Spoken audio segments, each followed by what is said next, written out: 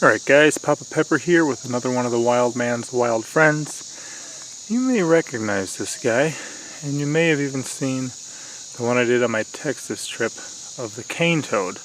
But this one is the American toad. In the recent years they changed the scientific name, but it'll always be Bufo americanus to me. These guys are pretty cool. They can be found across eastern Canada and United States. They're an amphibian, and of course they have wart-like skin. Now, a common misconception is that toads can give you warts. That's not true. I'd have warts all over my hands every summer, and so would my children and all sorts of other people I know, but that's just simply not true. You're going to find them in a lot of different areas. But one thing you're going to have in the general area is going to be some sort of permanent water supply, a water source, whether it's a pond, a slow-moving stream, a lake, because they breed in the water. And when they breed in the water,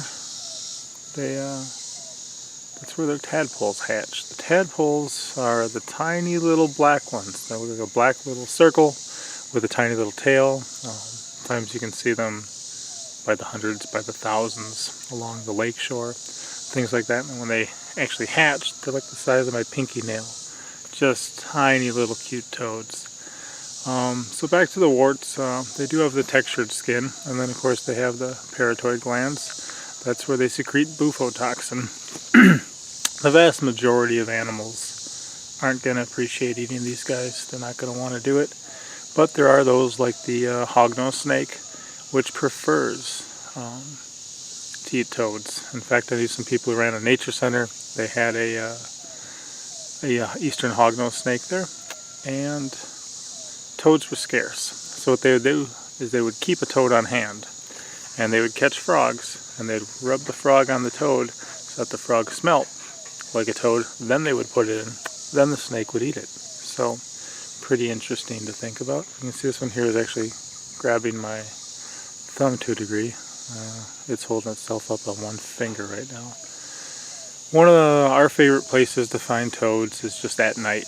They'll often be nocturnal and come out at night, and they'll get attracted to things like their food. So if you have an outside street light or porch light on or something like that, and you're somewhere where there's some woods nearby where the toads have somewhere to hide, and the bugs start coming out for the night, and you know, they fly towards the light. Sometimes they hit the light, crash to the ground, or they just get in the general area and wind up crawling across the ground or fluttering on the ground. These guys will hop out and eat them all up. So that one just looks very fat from this angle. It's inflating itself with air. I mean, it feels like a balloon, not a balloon that dwells tried to inflate, but a blown up balloon, just full of air.